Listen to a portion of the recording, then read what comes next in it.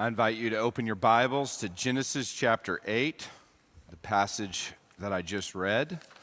What a fitting day to study Noah's Ark. My goodness, God and his providence, right? I would ask for your prayers. I have a cold, and I feel like I'm losing my voice. So would you pray for me that I can preach Christ this morning? Let's pray. Lord, we pray that you would shower us with blessings through the Word of God, the living and abiding Word of God, which is living and active and sharper than any two-edged sword, all Scripture breathed out by God. Lord, so we thank you for your Word. We cling to your Word this morning as we study it. I pray, Lord, that you would speak through me in the power of your Holy Spirit. In Christ's name, amen. Well, let's look at Genesis chapter 8. And in reflecting on this chapter, I was thinking about this all week. This is, pun intended, the high water mark of Noah's life. He lived 600 and something years. And what is Noah known for? Globally, what is Noah known for? The flood. He's known for this one event, this global catastrophe. My kids and I, over the Christmas break, were up at the Ark up in Kentucky, and they had a really cool exhibit where they had all of these arks that had been made from all over the world, all these different cultures of people that had made different types of arks and different, wooden arks and metal arks, and globally, people remember Noah because of the flood, because of Genesis chapter 7 and 8, this crisis event. Do any of us really enjoy going through a crisis? I mean, think about this. What do we really like? We want things to be steady. We want things to be normal. We want to enjoy the nice gifts that God has given us. But yet, what we often find ourselves in is in these times of trial and in these times of crisis. And what I want you to understand this morning, it is in that moment, it is in the moment of your trial, it is in the moment of your crisis in which your sanctification will be proved. You could say it's where you make your money, is in the moment of trial. Think about it. Think about Moses. Do we remember Moses because of the 40 years that he spent in Midian herding sheep? That was nice, right? 40 years in Midian? No, we remember Moses because God told him to go to Egypt and to confront Pharaoh, the 10 plagues, and then he took the children of Israel into the wilderness to the promised land. It was a 40-year period of being uncomfortable, listening to people complain and all of that stuff. Winston Churchill. I remember when I was in London. If you're ever in London, go visit the war rooms. The war rooms. Winston Churchill, great man, right? Fought in the number of wars and had accomplished a number of things. But we remember Churchill because of what is called the darkest hour, the Blitz, when he became prime minister. And just a few days later, they were in war with Germany, and Germany started dropping bombs on London. And remember Churchill, we will fight them on the landing grounds, we will fight them on the beach, all of that, right? And he galvanized the British. And we remember Churchill for that moment. And you go into, my point is, the war rooms is an underground bunker where he waged the war. And you can go visit it. It's amazing.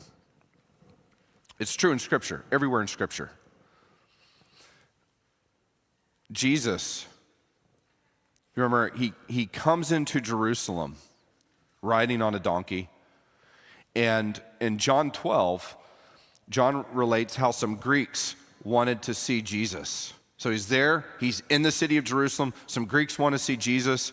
And Jesus says this. He says, "Now is my soul troubled, and what shall I say? Father, save me from this hour? But for this purpose I have come for this hour." In other words, I have come for this moment of trial, this moment of tribulation. This is why I have come. This is the purpose. Remember Jesus at Cana, his mother asked him to turn water into wine. He says, "Lady, what does this have to do with me? My hour has not come." Well, now he's coming to Jerusalem. He's coming to the cross. He's marching to the cross. This is his hour. And we are all here today because Jesus endured through that hour. "Father, take this cup from me, but not my will, your will be done. I will take the cup." And he did, and he drank it to the dregs, the cup of God's wrath on the cross. So, great men and women of God, when they get to that moment of trial, by God's grace, we do not fold. We do not wither away. But in that moment, in that hour of testing, in his strength, when we are weak, we are strong in him. By his strength, we stand in the moment of trial. I'll never forget, I was out at a shepherd's conference. This was like 2022, I think, 2021.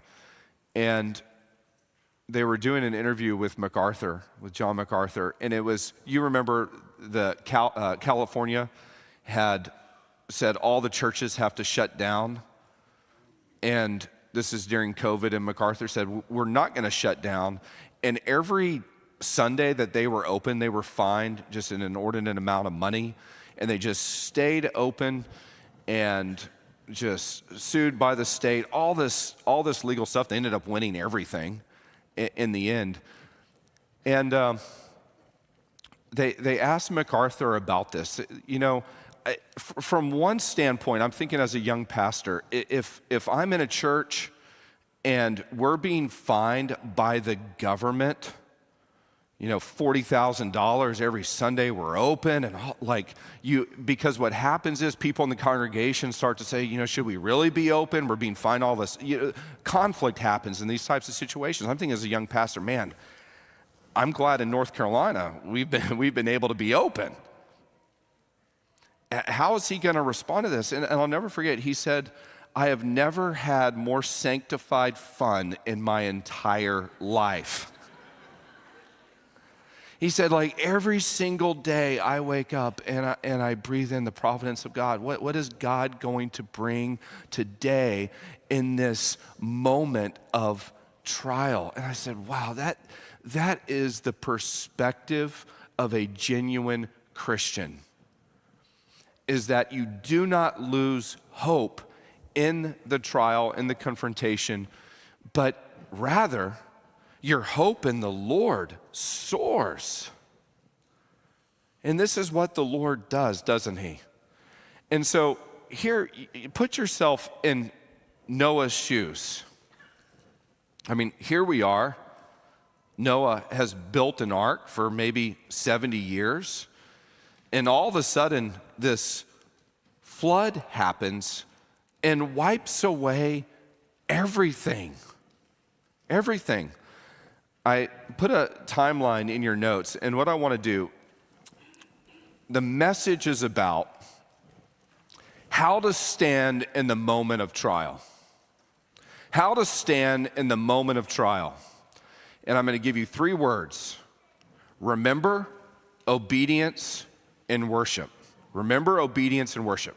Before we get to those 3 words, I want to go through this timeline with you, just so you can sense the epicness and how momentous this trial really was. So if you look back, Genesis chapter 7, verse 4, God said to Noah, this is after he's built the ark, he says, in 7 days I will send rain on the earth, 40 days and 40 nights, and every living thing that I have made I will blot out from the face of the ground. Notice that phrase, every living thing.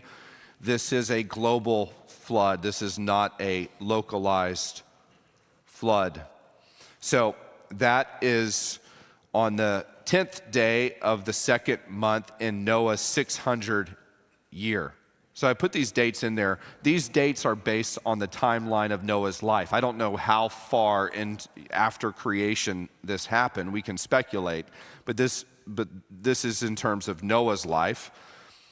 On the 17th day of the second month in his 600 year, the flood began. The flood began on a Sunday, the first day of the week. Look at verse 11 of chapter 7. In the 600th year of Noah's life, in the second month, on the 17th day of the month, on that day, all the fountains of the great deep burst forth, and the windows of the heavens were opened. Until that day, it had not rained. The earth was irrigated by underground fountains that were fueled by seismic activity. It was very hot underneath the surface of the earth. It fueled these underground fountains. What you had in the flood is a cataclysmic failure of these underground fountains. And then you had volcanoes erupting, and you had the earth's atmosphere essentially shatter, and it rained 40 days and 40 nights. Y'all remember, y'all didn't experience this because y'all were here in North Carolina, but Hurricane Harvey was a hurricane that hit Texas, and what happened with Harvey is it just came over Houston and it just stopped.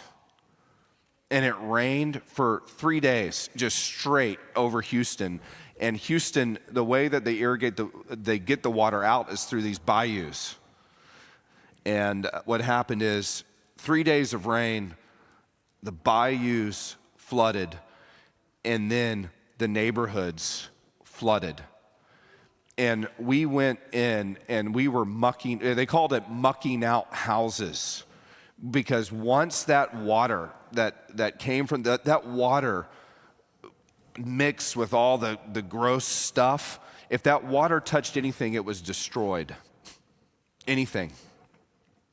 I remember mucking out a family. They were related to the king of Iran, and they had fled during the Iranian Revolution, and they just had priceless paintings and artifacts. And I remember just taking them out and throwing them on the curb because they had been touched by that water.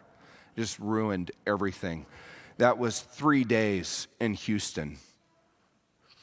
And everything was essentially washed away in so many of these neighborhoods.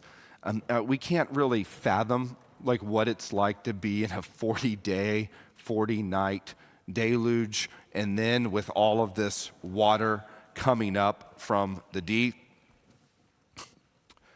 It says, this is verse 19 of chapter 7. Look at chapter 7, verse 19. And the waters prevailed so mightily on the earth. There's a double superlative. All the high mountains under, and it's the same Hebrew word, the whole heaven, all and whole are the same. All heaven, all the mountains under all heaven were covered. Double superlative. Everything is covered. Everything. The word for covered means overwhelmed. Everything was overwhelmed by water. It's a global flood. And largely what we have today in the fossil record is a result of this flood.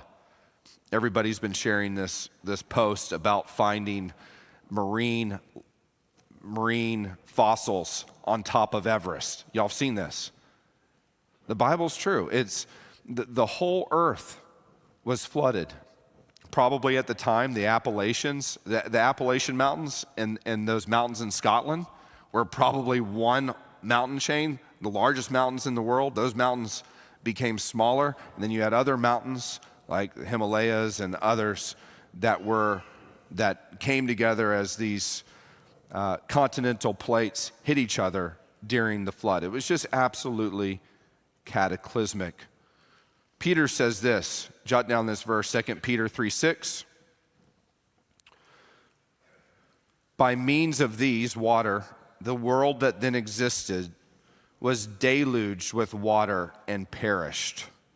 The world that existed was deluged with water and perished. Then, an unknown day, we don't know how far into this, we know it rained for 40 days, 40 nights, that water was gushing out from these underground springs.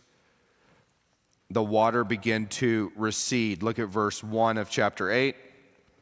But God remembered Noah and all the beasts and all the livestock that were with him in the ark, and God made a wind blow over the earth, and the waters subsided. This is really a fascinating verse.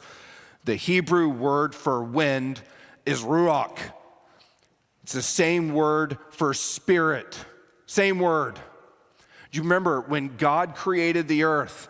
It was covered in water. Genesis 1:2, we studied this. What was hovering over the face of the water? The Spirit, same word, ruach. What is Moses telling us here? It's a new creation. Now, is this a literal wind he's talking about, or is this the Holy Spirit? It's not exactly clear. Either way, the wind is directed by God, directed by his Spirit, but we're meant to think that God is recreating the earth. And God, essentially, you think of like a spigot, a hose spigot. God turns it off. Verse 2, the fountains of the deep and the windows of the heavens were closed. The rain from the heavens was restrained. Verse 3, and the waters receded from the earth continually. At the end of 150 days, the waters had abated. So the waters are turned off. Where did the water go? That's a question that people ask. Where did all of this water go? Did it all evaporate? Maybe some of it did. But what you had happen with the flood is you had the basins of the oceans, the trenches, the deep water basins deepen. How do I know that? This is Psalm 104, verse 6. I think I put this in your notes, but jot this down. Psalm 104, 6. The psalmist says, you covered it with the deep as with a garment. The waters stood above the mountains. At your rebuke they fled. At the sound of your thunder they took to flight. So he's talking about the water going away. Then he says the mountains rose and the valleys sank down. So the low places went lower to the place that you appointed for them. He says, verse 9, you set a boundary that they may not pass, so that they might not again cover the earth. So largely the earth that we know it today is the earth with the boundaries that God directed through his providence right after the flood. So now you have the water begin to wane, and on the 17th day of the 7th month, the ark rested on one of the mountains of Ararat. So look at verse 3. The waters receded from the earth continually. At the end of 150 days, the waters had abated. And in the 7th month, on the 17th day of the month, the ark came to rest on the mountains of Ararat.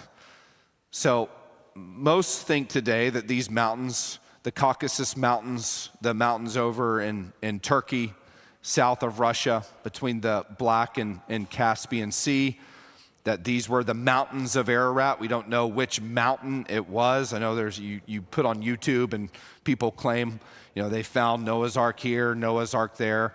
The current Mount Ararat wasn't named that until the late medieval period. So thousands of years after the flood would have happened. So we really don't know exactly which mountain it would have been. Most likely, it's interesting, those mountains in the Caucasus were formed through volcanic activity, most of them. When did that volcanic activity happen? It happened in those days of the flood. Noah sees the mountains on the 221st day of the flood. On the first day of the 10th month. So 221 days. So the mountain comes to rest, or the ark comes to rest on the mountain. He begins to see other mountains on day 221, verse 5. And the waters continued to abate until the 10th month. In the 10th month, on the first day of the month, the tops of the mountains were seen. About 40 days later, on the 264th day, Genesis 8:6, he sends out a raven. At the end of 40 days, Noah opened the window of the ark that he had made and sent forth a raven. It went to and fro until the waters were dried up from the earth. Notice, does the raven return to the ark? Does the raven return? No, it does not. Apparently, the raven went out and just, started eating fish and stuff and never came back.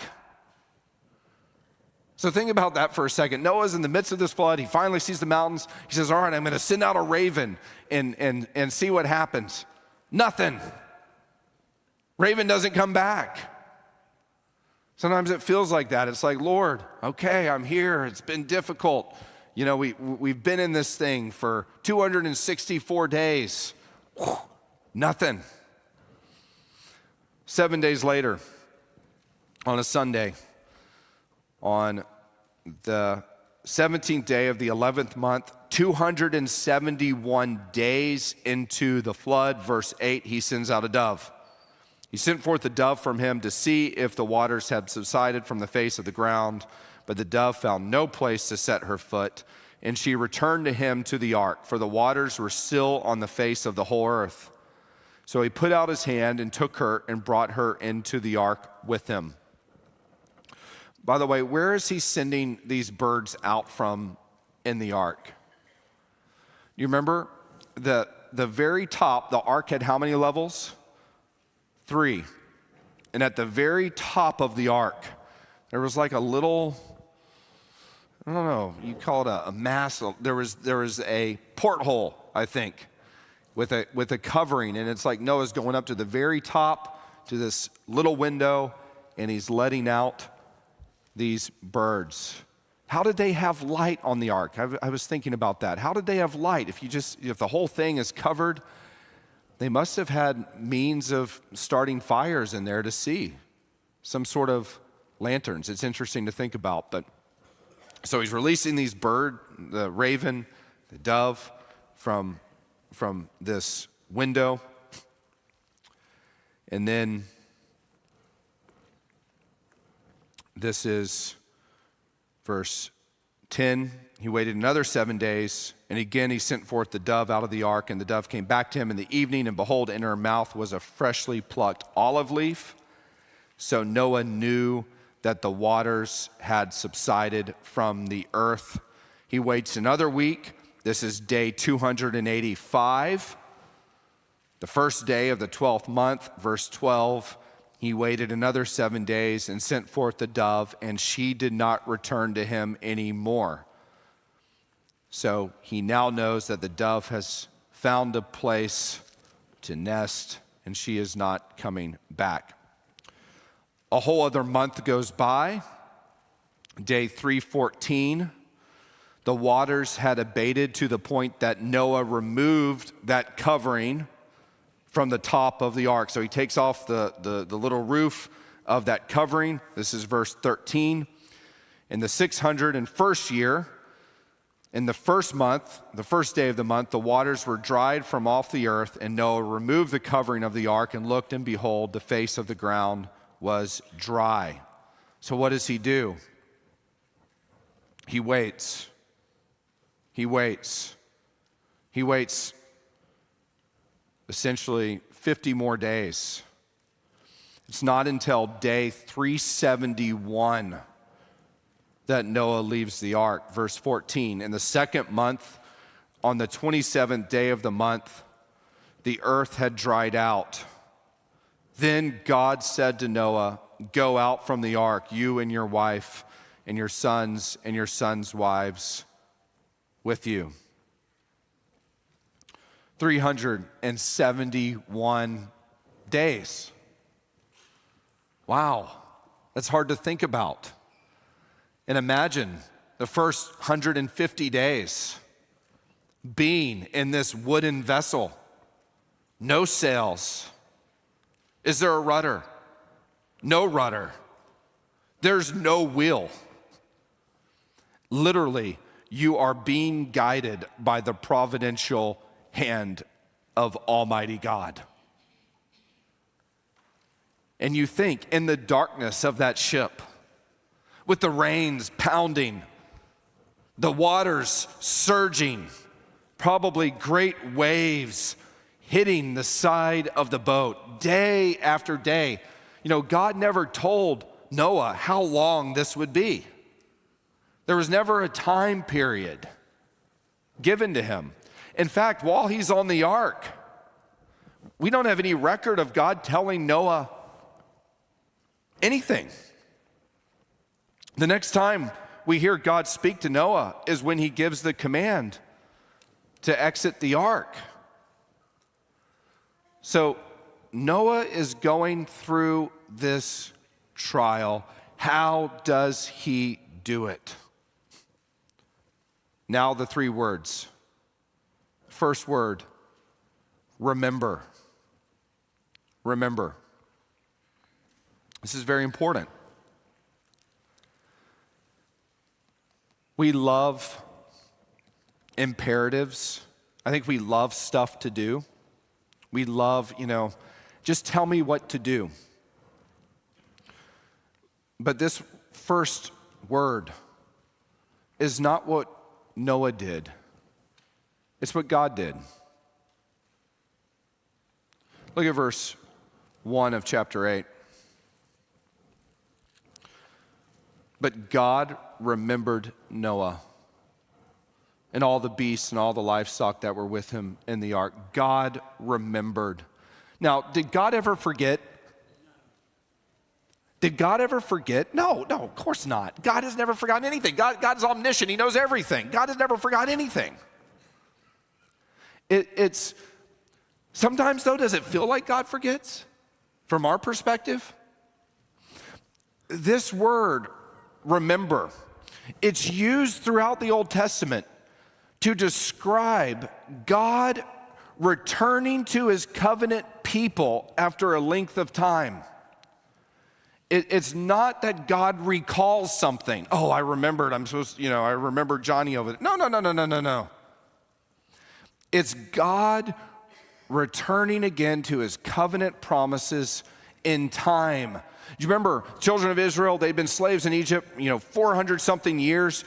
God, Exodus 2, God remembered the covenant that he had made with Abraham, Isaac, and Jacob, and he comes to Moses.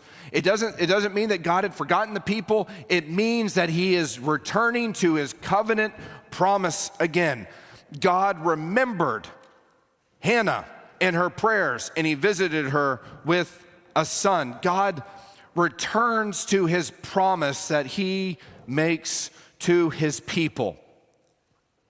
But yet, sometimes when you're going through the storm, it seems like, from our perspective, it seems like God might have forgotten you. Have you ever been there?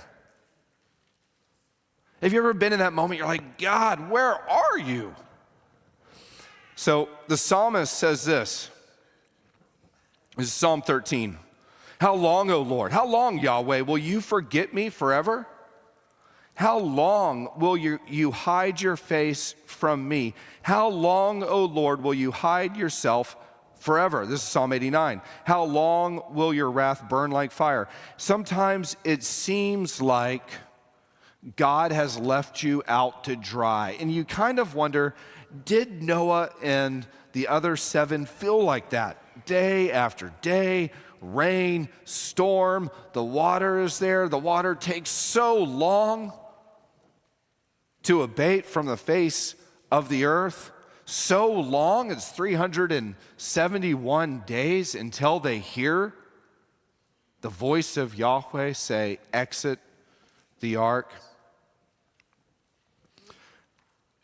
I remember Grace Ann and I, we spent 2 years in Frankfort, Kentucky.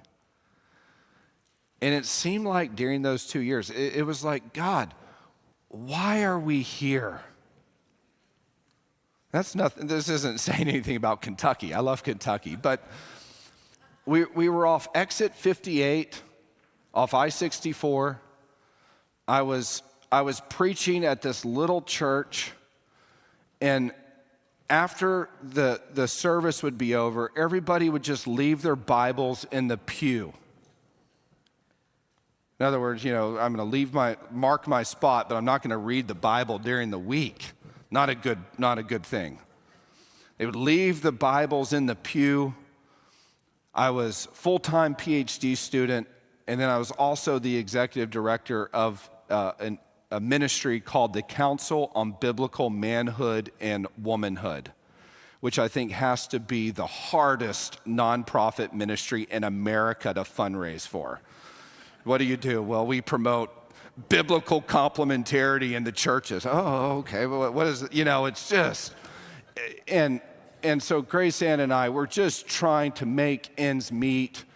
And one Saturday morning, she was on her way to get some coffee, and she went through an intersection, and a lady ran a red light, T-boned her. Our minivan is totaled. She's in the hospital getting staples in her head.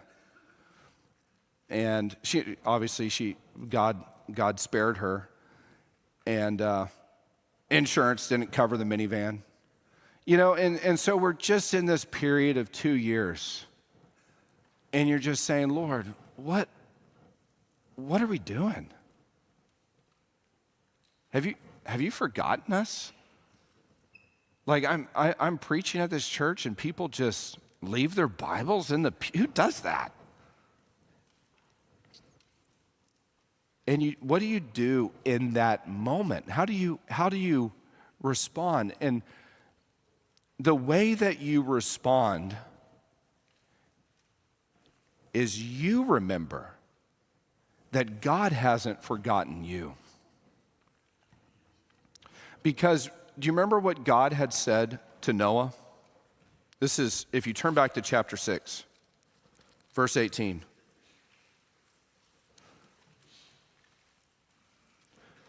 I will establish my covenant with you, and you shall come into the ark, you and your sons, your wife, and your sons with you. And he keeps going. You can turn back to chapter 8. So God had made this promise to Noah. God had made this promise to Noah.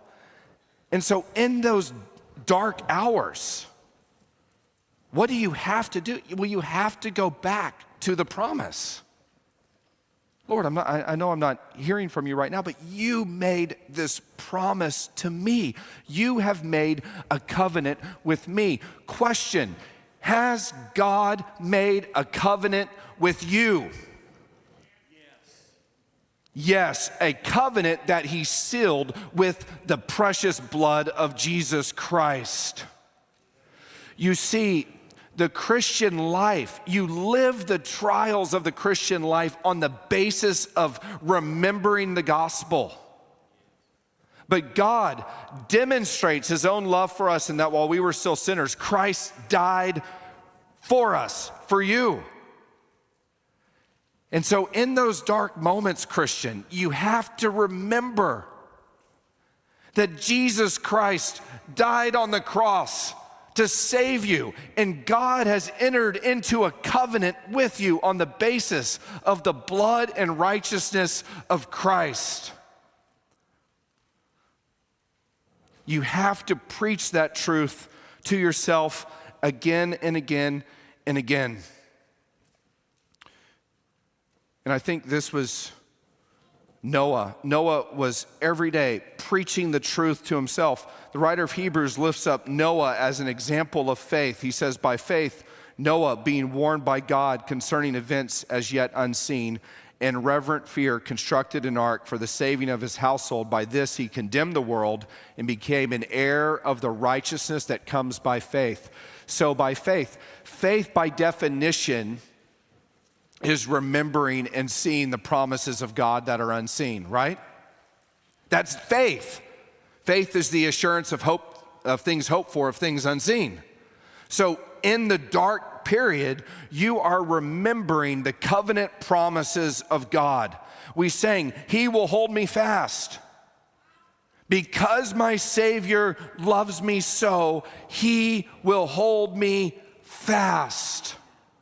And that, my friend, the power of God is the only way that Christians ultimately make it through the trials.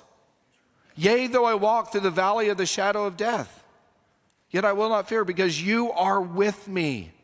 Your rod and your staff, they comfort me. Sometimes it doesn't seem like the Lord is with you, but He is. And His promises are sure.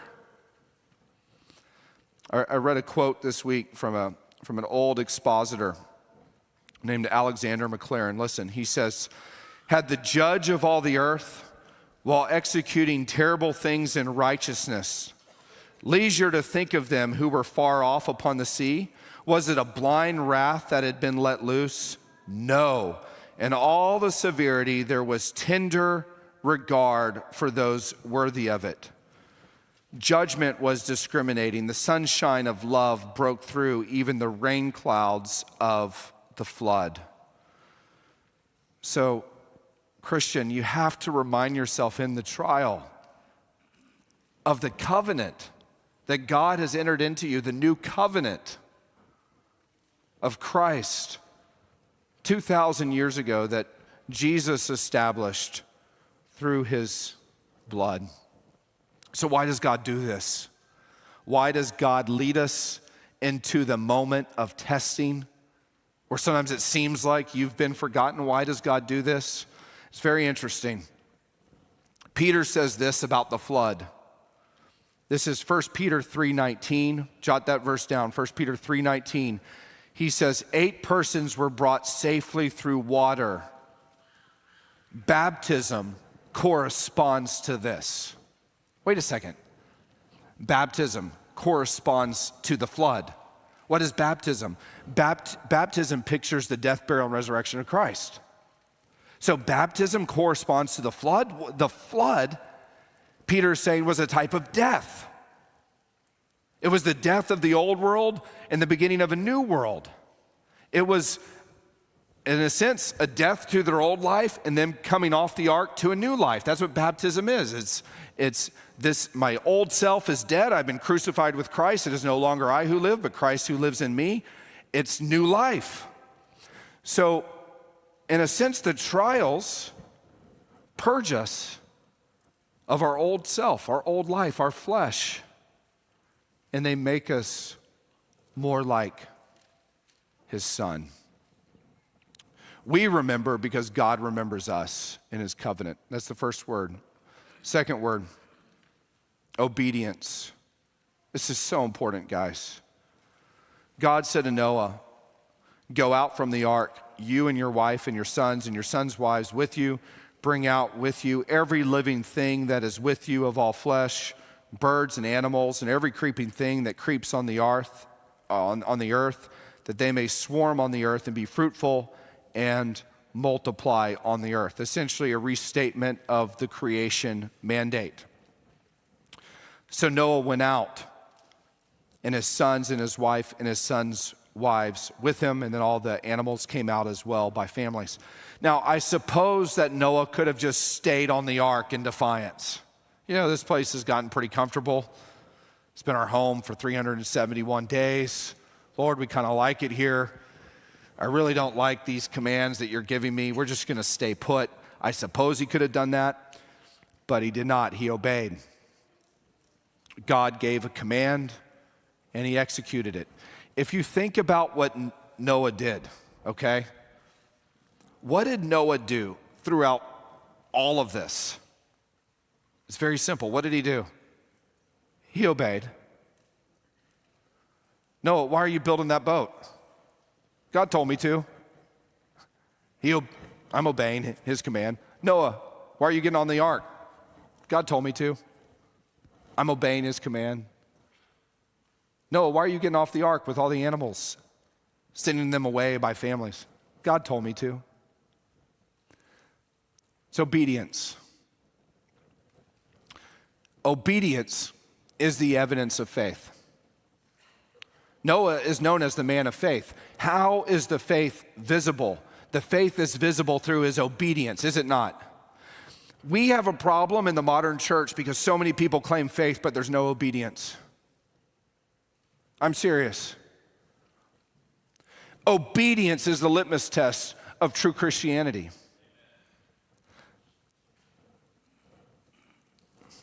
First Peter, let me just read a couple verses to you. I know we got to go. First Peter chapter 1. Peter, an apostle of Jesus Christ, to those who are the elect exiles of the dispersion, Pontus, Galatia, Cappadocia, Asia, Bithynia, according to the foreknowledge of God the Father and the sanctification of the Spirit. Listen, for obedience to Jesus Christ and for sprinkling with his blood. God saves you so you will be obedient. Hebrews chapter 5.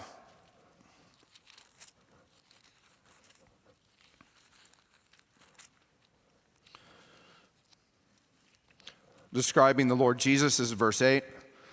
Although he was a son, he learned obedience through what he suffered. This is Jesus. This is our model. Jesus learned obedience. Verse 9, and being made perfect, he became the source of eternal salvation to all who obey him. He doesn't say to all who believe in him. He says to all who obey him. Why? Because obedience is the evidence of faith. Jesus said, this is John 14. This is in the upper room. He says this, verse 15. If you love me, you will keep my what? Commandments.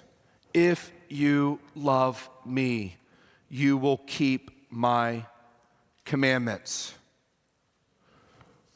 John says, this is 1 John chapter 4.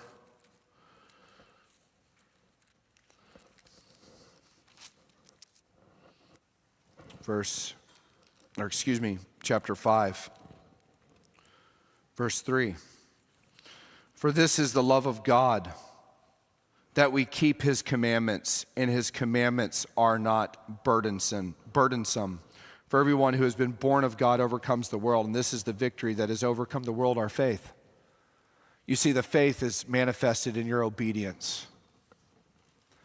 We need to become a church where we obey Christ. I'm not saying we don't, but we need to be better. I need to be better. We all need to be better. Do you think our obedience is perfect? No. We all sin in so many ways. So in Christ-like humility, we need to grow in our obedience. Is there any area of your life in which you are not completely obedient to the lordship of Jesus Christ? And it's that area which you're thinking about right now that you need to put to death and give it to the Lord. Tear down the idols of the heart and be obedient to Christ.